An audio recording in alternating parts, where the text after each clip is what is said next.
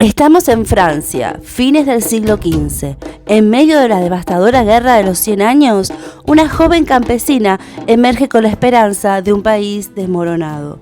Hoy hablaremos de Juana de Arco, la doncella de Orleans, quien con solo 17 años cambió el curso de la historia de Francia y dejó una marca indeleble en la humanidad. La Guerra de los 100 años fue un conflicto entre Francia e Inglaterra que comenzó en 1337 y duró más de un siglo.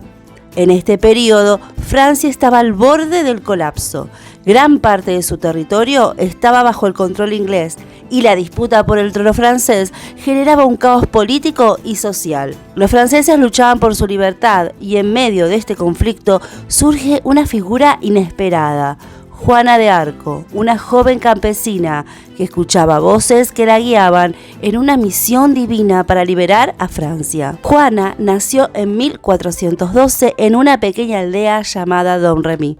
Proveniente de una familia campesina, nunca recibió una educación formal, pero a los 13 años comenzó a escuchar lo que describiría como voces de santos, quienes le decían que debía liderar a los franceses en su lucha contra los invasores ingleses y asegurar que el delfín Carlos VII fuera coronado como rey.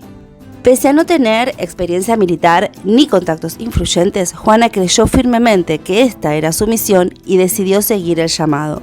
En 1429, Juana emprendió un peligroso viaje para presentarse ante el delfín Carlos VII. Aunque muchos dudaban de su autenticidad, ella logró un encuentro con él en el castillo de Chinon. En un acto sorprendente lo reconoció entre la multitud, ganando así su confianza. Contra todas las probabilidades, el delfín la autorizó a liderar un ejército para levantar el asedio de Orleans, un paso clave para la recuperación del territorio francés. A pesar de su juventud y la falta de experiencia, Juana lideró las tropas francesas con una energía y fe inquebrantables. En mayo de 1429, bajo su mando, las fuerzas francesas liberaron Orleans, lo que marcó un punto de inflexión en la guerra. Juana inspiraba a sus soldados, quienes la veían como una enviada de Dios.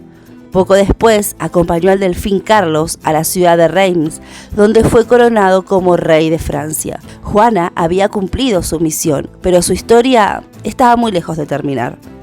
En 1430, durante una campaña para liberar a la ciudad de Compiègne, Juana fue capturada por los borgoñes, aliados a los ingleses.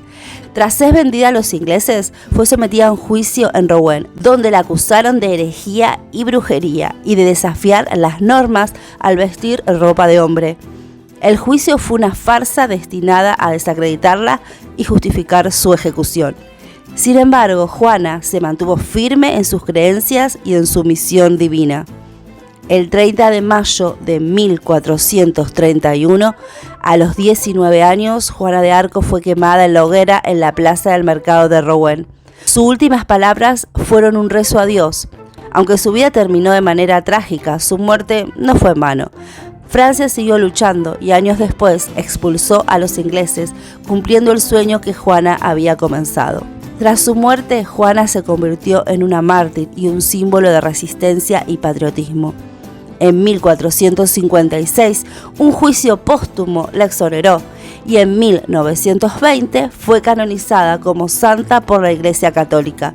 Hoy en día, Juana de Arco es una inspiración no solo para Francia, sino para el mundo entero. Su valentía, su fe y su convicción de que un individuo puede cambiar el destino de una nación la han inmortalizado en la historia. Nos dejó una gran lección: el poder de creer en nuestras convicciones y luchar por lo que es justo sin importar las adversidades. ¿Me contás en comentarios cuáles son los líderes que te inspiraron? Si te gustó este video, déjame un like y suscribirte para otras historias. Nos vemos en la próxima.